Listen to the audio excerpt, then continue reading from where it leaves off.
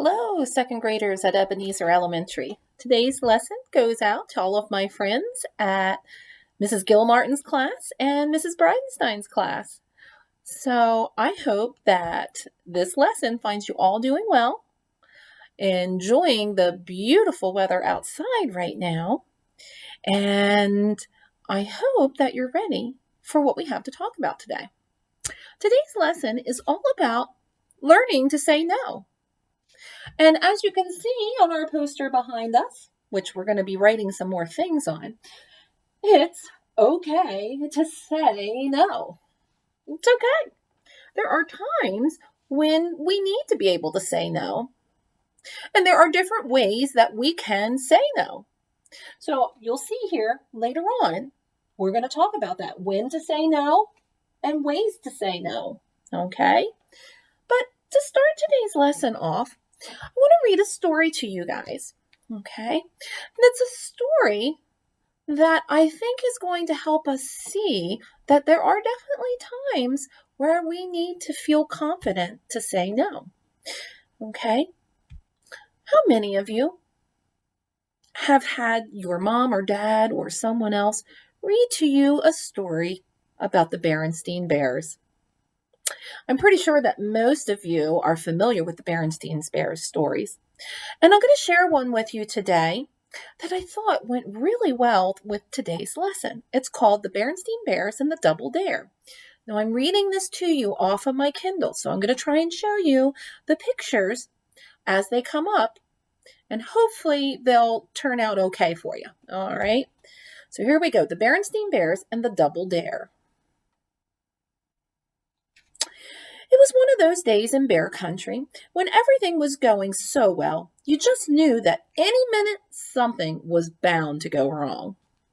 Papa Bear was off chopping wood in the forest. Mama Bear was putting in some tomato plants. Brother Bear was working on a tangled fishing line. And Sister Bear was running up the front path as upset as she could be. "Mama, Mama," she shouted. "What is it, sweetie?" said Mama. Here we go. There's our first pictures.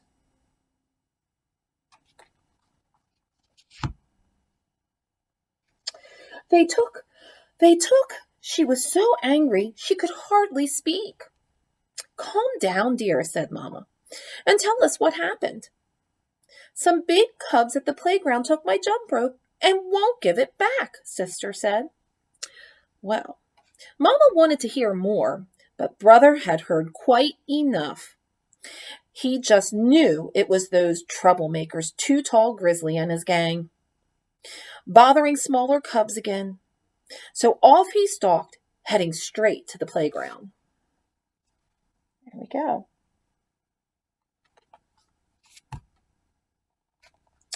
Not only were Too Tall and his gang still there, but Too Tall was jumping with Sister's rope. "Onesie, twosies, I love yousies," he sang in a mocking tone. "Threesie, foursie, shut the doorsie." "That's my sister's rope," shouted Brother. "Give it back, you big oaf." "Or what?" sneered Too Tall. "Or I may have to cut you down to size," said Brother, reaching for the rope. So Brother sounded pretty angry, huh? We talked about ways to handle our anger when we're feeling upset. "Go ahead and try it," said Too Tall, keeping the rope away from Brother with one hand and holding him off with the other. "You know what they say, yuck, yuck, yuck," he added, chuckling at his own joke. "Half an oaf is better than none." When the gang joined in the laughter, Brother got angrier. He forgot about the rope and began swinging wildly at Too Tall. "Why don't you stop bothering my sister," Brother said, "and pick on somebody your own size?" "Why don't you pick on somebody your own size?" said Too Tall, grinning. "And anyway, here's your sister's dopey rope back." "Huh?" said Brother, more than a little confused. "Well, thanks. I guess I'll be going now. See you." "Hey, wait a minute," called Too Tall. "I might be able to use a cub like you. You've got moxie." "Moxie?" said Brother. "Yeah, spunk, nerve, moxie." He put a big arm around Brother's shoulders. Why don't you come with us and have a little fun?" The rest of the gang gathered around, and Brother said, "I really think I better be go—" "What's the matter?" said one. "Chicken." Another one began strutting, flapping his arms like a chicken, and clucking. Pretty soon, the whole gang was strutting and clucking all over the place. So, does it sound like they're trying to get Brother to do something? And maybe initially he was going to say no. What do you think he's going to say now? "I am not chicken," protested Brother. "Prove it," said Too Tall. "Come along with us for some fun." Brother was a little nervous about joining the gang, but he certainly didn't want them to think he was chicken. So when they scampered off into the woods, he followed. He got more and more nervous as they led him along the dangerous old quarry path, across Roaring Creek, and past the spooky old tree. After a few more twists and turns, Too Tall signaled a stop. When Brother saw where they were, he was surprised and pleased. So it sounds like Brother's familiar with where Too Tall led him to. Let's see what happens now. "Hey," he said, "this is Farmer Ben's watermelon." "Shh," hissed Too Tall, clapping a hand over his mouth. You want to spoil our fun?" It turned out that Too Tall's idea of fun was to run off with one of Farmer Ben's watermelons. And as the newest member of the gang, Brother was the one who was expected to do it. "But Farmer Ben is a friend of mine," he protested. "And besides, it isn't honest." The gang flapped their arms like chickens and clucked into Brother's ear. "I'm not chicken," Brother insisted. "Then go ahead and take the watermelon," said Too Tall. "Farmer Ben'll never miss it." Go. What do you guys think Brother Bear should do? Should he take the watermelon like Too Tall and the rest of the gang are trying to get him to do? Or should he say no? Well, I'm kind of guessing that everyone probably is saying he should say no. Let's find out what he does. Brother Bear looked all around. Ben was nowhere to be seen, and it was sort of exciting being in the gang. "Dare you," said Too Tall. Brother didn't move. "Double dare you," said the gang. Brother still didn't move. "Double dare you," said Too Tall and the gang. So now they're daring him. So far he hasn't moved and he hasn't done it. What would you guys do if you were double dared? Well, the double dare did it for Brother. Ever so quietly, ever so carefully, Brother Bear crept through the tall grass, through the fence, and past the "No Trespassing Private Property" sign, and picked out the biggest, fattest, greenest watermelon in the patch. Then he broke off the stem, picked it up, and— "Gotcha, you thieving varmint!" shouted a voice. Too Tall and his gang ran away, leaving Brother Bear holding the watermelon. Farmer Ben had been hiding in the cornfield. When he saw who it was he had by the collar, he was almost as surprised as Brother. "Brother Bear, what in the world are you doing with that watermelon? Stealing, Too Tall."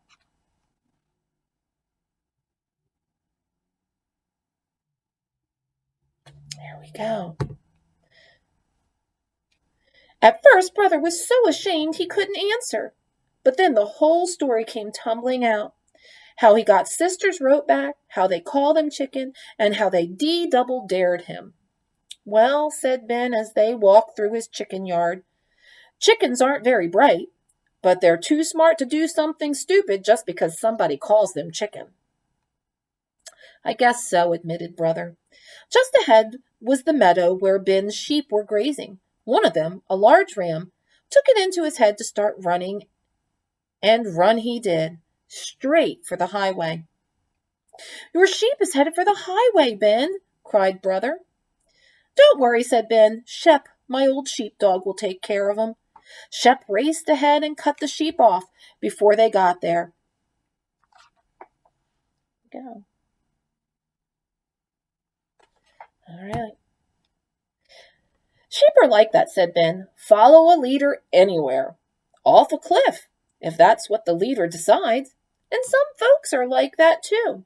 Follow a leader wherever he goes, across a highway, over a cliff, to the edge of my watermelon patch." He looked at Brother, and Brother knew exactly what he was talking about.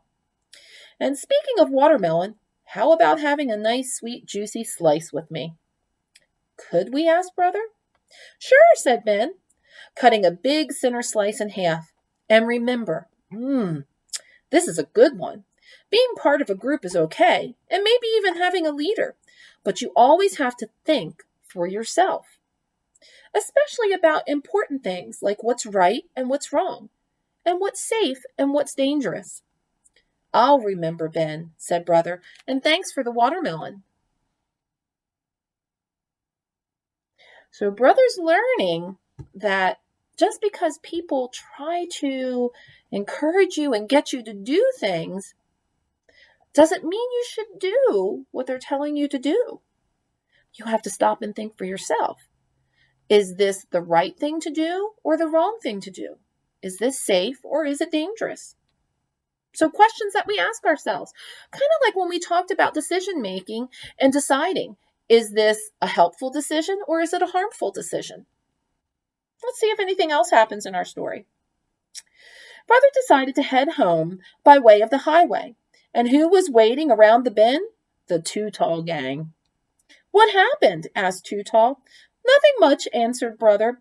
"We had a little talk and some watermelon." "Hey, cool," said Too Tall. "Well, come on. We're going over to the Witter Bruins and have a little more fun." "No possible way," said Brother. "What's the matter?" sneered Too Tall. "Chicken?" The gang members all clucked like chickens at Brother Bear. "Ba ba, bunch of sheep," answered Brother. "Why don't you try thinking for yourselves for a change?" They all clucked and shouted again. "Ba ba, bunch of sheep," Brother shouted back. But the cubs' shouting was interrupted by another noise, the sound of somebody crashing out of the woods. Here we go. Wonder who that is coming out of the woods.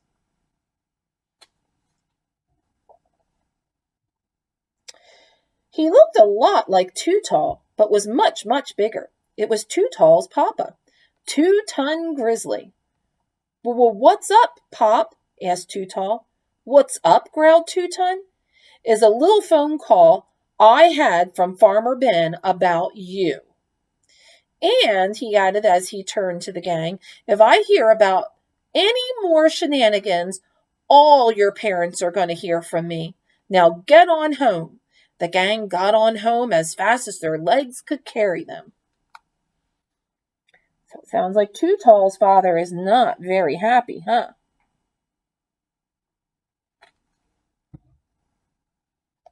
"Hi," said Brother to Sister when he got back to the treehouse. "Here's your jump rope." "Oh, thank you," she said. "How did you ever get it back from that awful Too Tall and his gang?" Brother shrugged. "I asked them for it, and they gave it back." That wasn't all that happened, was it? Said Mama. "You asked them for it, and they gave it back, just like that." "Well," said Brother, going back to his tangled fishing line, "not exactly just like that." There we go. And that's the end. So I read that story because Brother Bear, in the story, he was presented with a situation where he needed to either say yes or no. All right. And he ended up saying yes and going along with Too Tall and the gang at first, right? Why do you think he did that? Think about what happened in the story and why he did that. Well, he did that because Too Tall and the rest of the members of the gang, they were teasing him and calling him a chicken and daring him to do these fun activities with them. Let's go have a little fun, they said. And initially, when he was going to say no, they called him a chicken. And so he didn't want them to call him that. He didn't want them to think that of him. So he decided to go along. We call that peer pressure, where people are same age, friends, sometimes just people that we know that are in our class.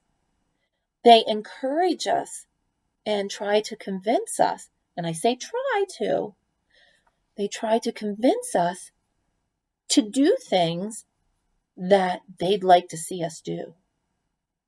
All right. Sometimes those things that they might be trying to get us to do with them are helpful things. So things that are okay to do. But sometimes the things that they might be trying to convince us to do with them are not so healthy things. So I'm going to go back to the paper that's behind me here. All right. So we said it's okay to say no. We know it's okay to say no. And Brother Bear learned that in the story. You have to be able to think for yourself and make up your own mind. You don't just say yes just to go along with the group. You have to stop and think. Is this helpful or is this harmful? Is this safe or is it dangerous? Right? Is it right or is it wrong? Questions we ask ourselves that can help us decide when to say no. So let's think about this. When are some times that it's okay to say no, that we would want to say no? All right. So I have some examples here, and I'm going to share them with you and see if they match up with any of the things you're thinking about right now. Okay. So in our story, Too Tall and the gang were trying to encourage Brother to steal, right? And stealing is breaking the law, correct? Well, sure it is. So breaking the law, if somebody's trying to encourage us to break the law, that's a time that we want to say no. So let me write that up here. I'm going to move my chair back a little bit. When to say no. Okay.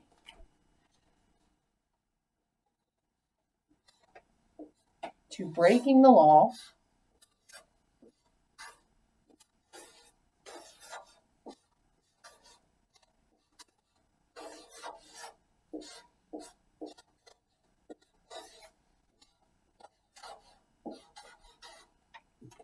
All right. See what else we can get up here. Okay. Another time we may need to say no is, let's see here. Ooh, how about breaking rules at home or school? Okay. Breaking rules.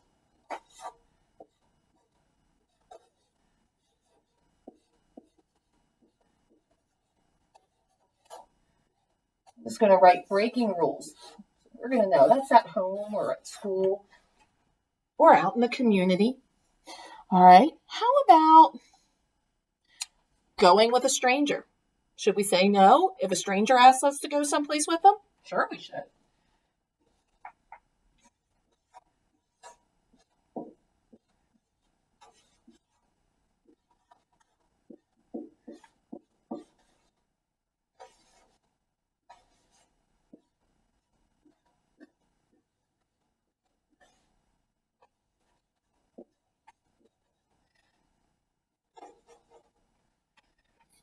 All right, I'm going to put something else up here that's really important to be able to say no to as well. Okay, and that's this.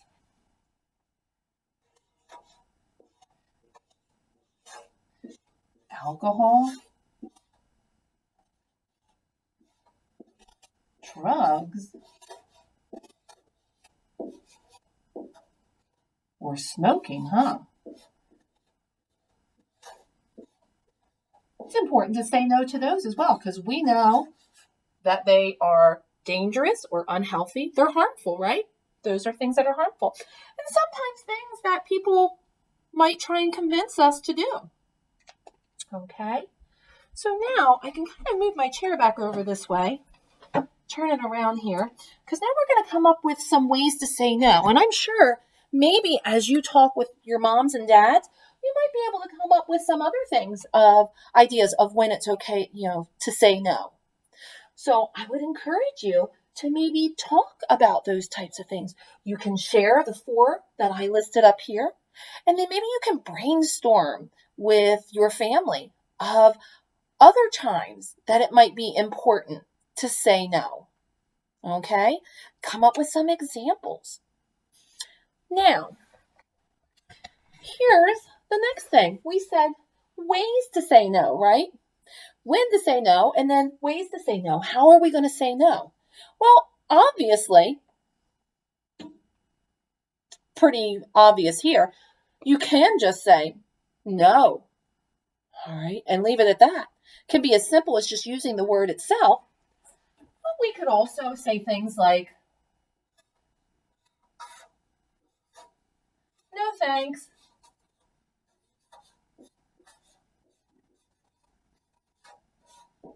Okay, or maybe we say something like, oh, I don't know, I don't want to.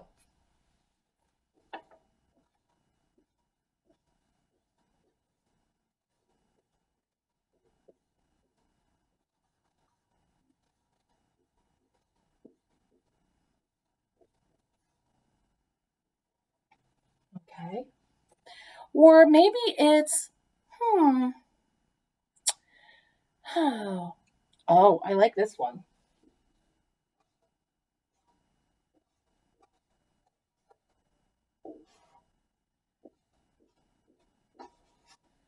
That's wrong to do.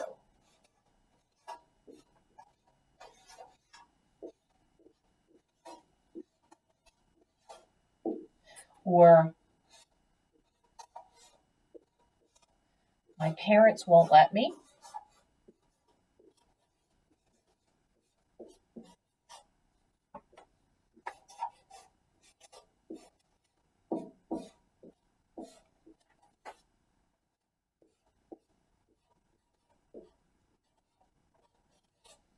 All right. So are you getting the idea? There's different ways that we can say no as well. So we have I don't want to, no thanks. That's wrong to do. Let's see. Oh, we could also say, along with this, that's breaking the law.